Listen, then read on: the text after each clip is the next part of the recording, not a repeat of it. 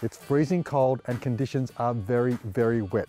We're only a few minutes from our campsite, the skies have cleared and we're looking forward to an awesome day on the tracks. Now I've got a few extra tag-alongs today that you'll meet a little bit later, but the vehicles are all ready to go. So let's get out on those tracks and have some fun.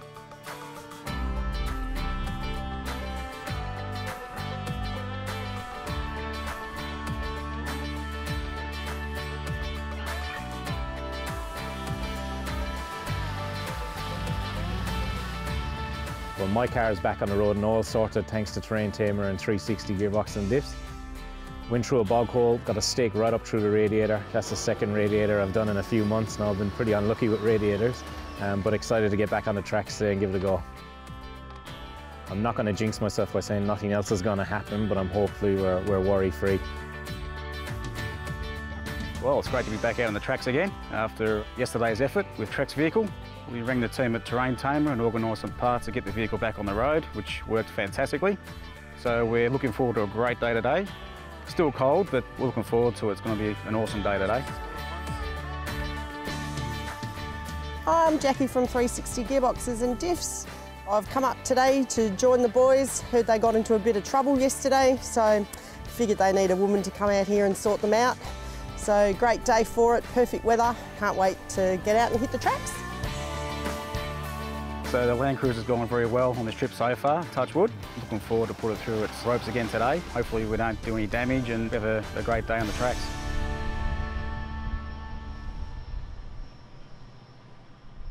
The Otways are legendary for wet, slippery and challenging tracks. It's a massive area well worth exploring. To get our second day underway, we headed on to Tanner's Link, an interesting track and a great warm-up that kicks off with some fun water splashes and mud.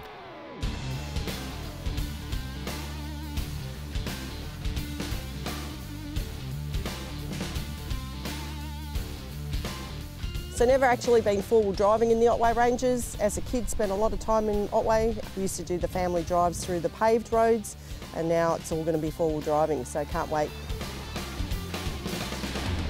So I swapped Liam over with a couple of guys from Terrain Tamer. We were very interested and keen to have a look and see what's out on the tracks today. So yeah, we're all excited and looking forward to a great day.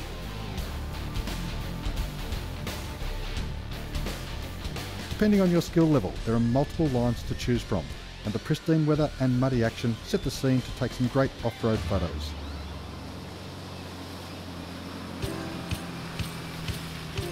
Just knocked up a bit of morning tea. We've got some beautiful Indian samosa, and they're the deep samosa, imported from India. Absolutely amazing. So another reason for coming up, of course, is for Mike's sensational lunches. Great excuse to get outdoors and away from the office for a day. Good food, good company and great four-wheel driving. So the guys don't know it yet, but I've got an awesome lunch. It's freezing cold, we're here in the Otways. I've made some fresh pumpkin and ginger soup, not too spicy for Simon, and we'll have that with some wraps and sandwiches for lunchtime. Hi, I'm Brian from 360 Gearbox and Diffs. Today I want to talk about the Towpack Overdrive. Our Towpack Overdrive is the result of many years of work.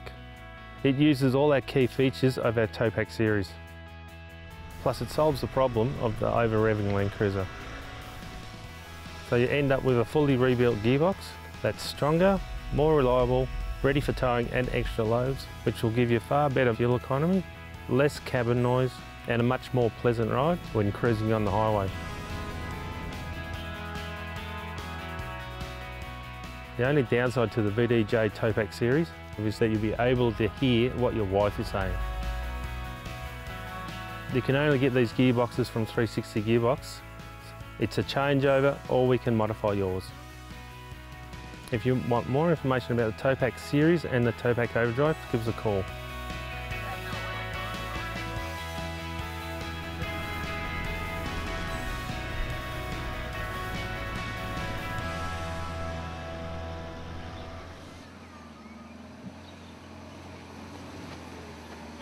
Convoy looking like a little bit of an obstacle up ahead. I think we'll need a few extra hands out to clear this one.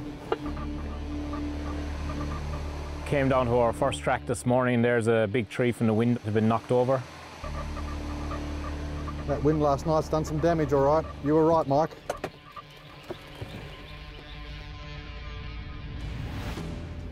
right, have a look at this. Now this is a different sort of obstacle you're going to face on the track. And especially with the winds we've had last night, we may see a few trees down today. We've got a chainsaw, an axe, maybe a snatch strap. We'll get this out of the way pretty quick. Let's get into it.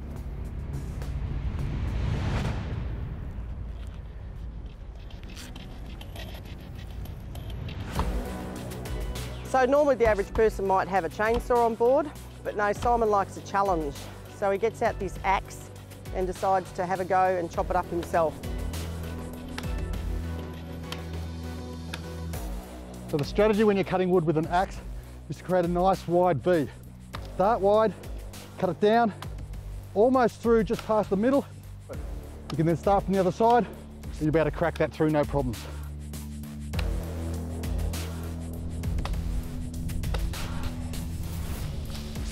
Luckily Simon attacked it with a nice sharp axe, so we cleared the track and be able to get through.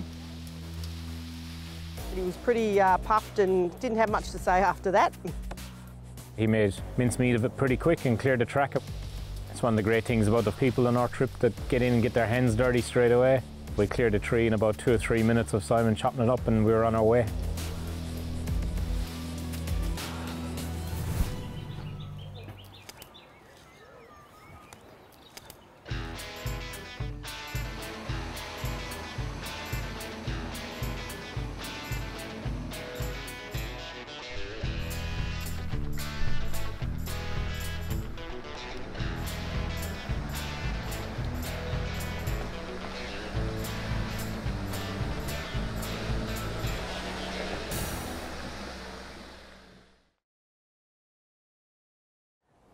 The next stretch of track proved to be a bit interesting. We had a massive bog hole to go through and couldn't really get around it too easily. And so we said we'd give it a crack.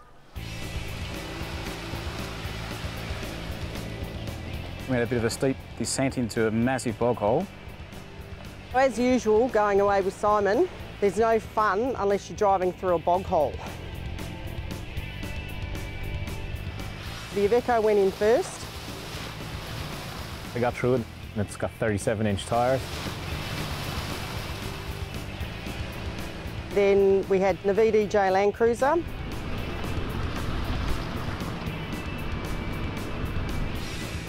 We did see the other vehicles get stuck, and of course we got stuck as well, but we got winched out with thanks to Mick. When we had some issues getting through there, the 200 series got stuck, unfortunately. Done pretty good though, the 200 series, but we had to winch that out. This is what can happen when the big Iveco goes through first. Now the Daily is fitted with 37-inch tyres. The other cars though are running 33s or smaller. So the Iveco runs through this hole, not a problem at all. The others come in and they're bottomed out. So Dale from Terrain Tamer is stuck. The quickest and easiest way in this case is to use the Iveco Daily as an anchor point. We'll use the winch mounted to the front of his vehicle. We've got a winch blanket. I've got gloves on. We're ready to go. Let's get him out.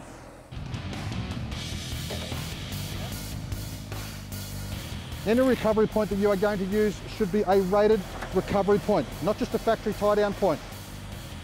Winch damper on. Everyone in the vehicle is worded up. Just take it in slowly. Everybody now needs to stand clear. Winch in. Not over revving the tyres, just nice and gentle there as we winch through. You can see the winch doing its work there. Just gentle with the driving, that's it. We don't want to tear the tracks up and make the ruts any deeper than they need to be. Gentle with the accelerator. Should be about to get traction now on those tyres and get clear. And that's it. A quick, safe and successful recovery done the right way.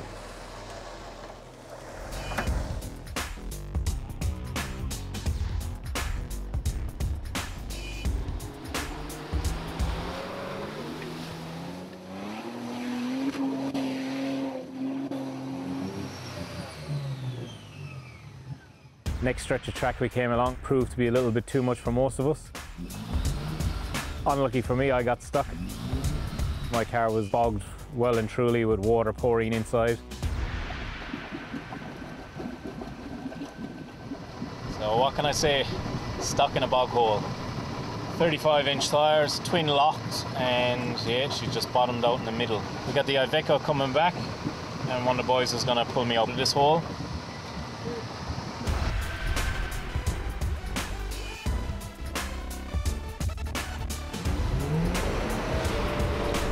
We tried different techniques to actually recover that vehicle, snatching both ways, front and pulling it back out of the bog.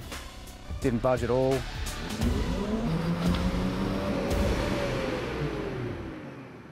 We've tried a front snatch and a rear snatch, and we haven't moved him a millimetre. Now, if you look around the ground here, there are broken snatch straps everywhere, and you can see exactly why. If your snatches aren't working, swap over to a winch, try a different technique, and that's what we're about to do now. We're going to bring down the 360 gearbox and diff vehicle, park the bull bar up against this tree as an anchor. We really want to get Mike up a little bit higher, create a bit of an angle and drag him out sideways, and then have a crack at getting this vehicle out. So we came to the rescue to winch him out. Hard up against the tree to stop it sliding towards it. So she was definitely stuck fairly firm. I got recovered out of it, got winched out of it actually. Brian from 360 Gearbox pulled me out.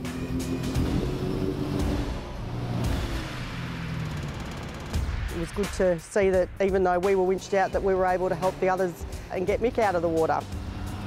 When I got up into a little bit of higher ground, noticed a lot of water coming out from underneath my carpets. Some fantastic challenges out here in the Otways. My car is going to need a hell of a clean when I get home.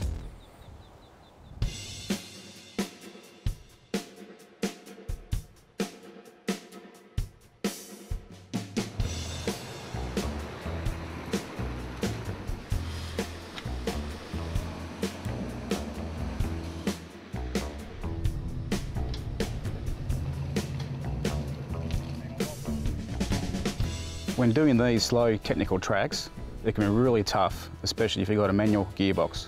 Clutch failure can end your four-wheel drive trip very quickly, but there are ways around it.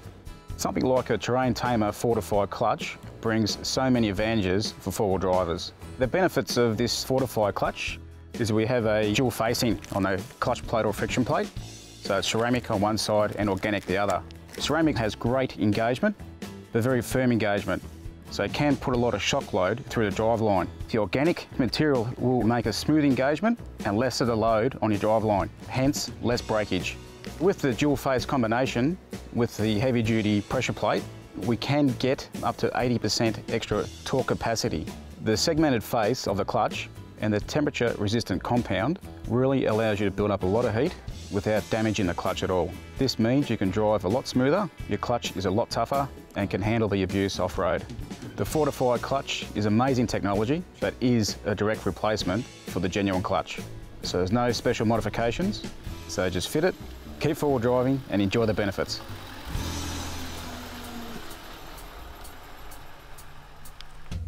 The last section of track that we did for today was a real challenge for all of us. It was just really sloppy, a little bit steep, and we basically had to pick a line through it and then get ourselves off it onto another line, which was proving pretty difficult.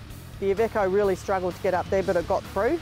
And then the 200 series went through and didn't make it, so that was a fair bit of effort to get that out. Once again, we sort of struggled a bit there, didn't quite have the clearance. Managed to get through with some help from Simon, also at the winch again. We had some really wet weather the last couple of days, pretty slopped up, pretty muddy tracks, pretty steep and hard. The beauty about this area is there's some amazing tracks.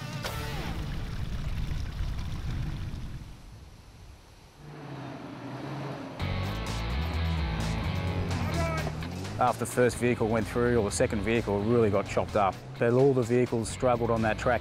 Doesn't matter if you had mud terrains or aggressive all terrains, they just clagged up and there's just no traction at all. The boys struggled with the diff locks as well.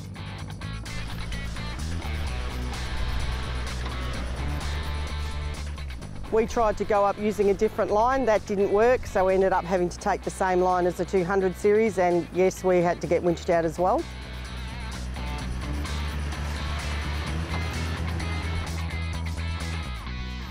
Brian, in that last rutted section, it's really interesting. The terrain gets chewed up so much, the first car might get through, but the traction is so limited when you get there, you get stuck, and the rest of the cars did get stuck. Yep. We started winching, we noticed there was a little bit of an issue with your winch. Now, it's actually a really common problem. but it's something that can be rectified. When I was operating the winch, I'm looking at it and I'm thinking, the rope's wound on the wrong way and the winch controller is wired the wrong way. Yeah, Simon, I saw you struggling with the winch. Took me a little bit to work it out, but I soon realised that the winch is actually installed upside down. This is something you've got to have a look at. So a common question is, how do you know if the winch is upside down? And that's really easy. The clutch controller, the free spool mechanism, is on the left. It should actually be on the right. So the winch needs to be flipped over, the clutch turned around to the right position. You can operate it from the right. That is for most of your common winches. The other thing that's a bit of an issue and why I had so much trouble with the winch is that the rope's not wound on properly. Now when you buy a winch, it comes from the factory with the rope on there, nice and neat. People install that onto their vehicle and think, great, I'm ready to go four-wheel driving. What you've got to do when you get home, Brian, run the rope in through the mouth of the fair lead and under the drum so it winds on the right way, and then you've got to load that rope up as you wind it on.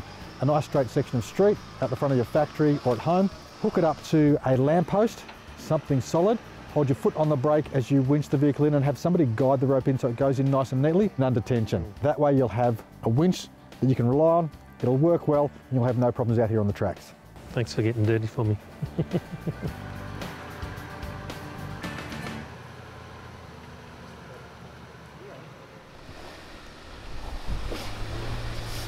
Most four-wheel drivers are familiar with diff locks and have a wish for a front and rear diff lock in their vehicle. Well, the Daily 4x4 comes from the factory with front and rear and a central diff lock. That's right, it has 3 diff locks. Now the reason for that central diff lock is that it has a permanent four-wheel drive system. So running around on the road, on-road or off-road, it is running in four-wheel drive. Now to do that, like any differential system, you need to have allowances for the drive shafts to spin at different speeds. This improves the traction of the vehicle and gives you greater control when out in harder four-wheel driving situations. Add in the front and rear differentials and you've got full locked traction to all 4 tyres, the maximum traction you can get in any four-wheel drive vehicle. This is a place you definitely want to come down and see.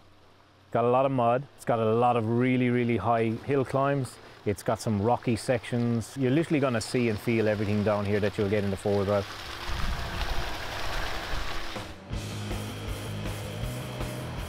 I was pretty fortunate that with twin locked and 35-inch tyres I could just get myself out, which was good.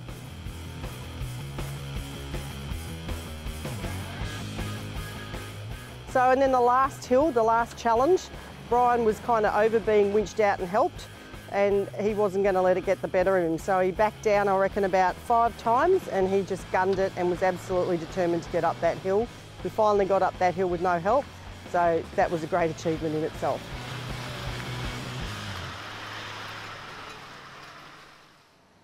I'm a member of a few clubs in Melbourne and the Otways is one of my favourite destinations.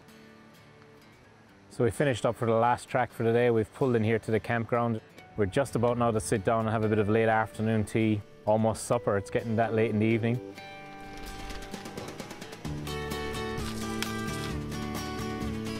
We've got some beautiful pumpkin soup, we've got some Swiss roll and some fresh cream lamingtons, and everyone's over there having a good old feast.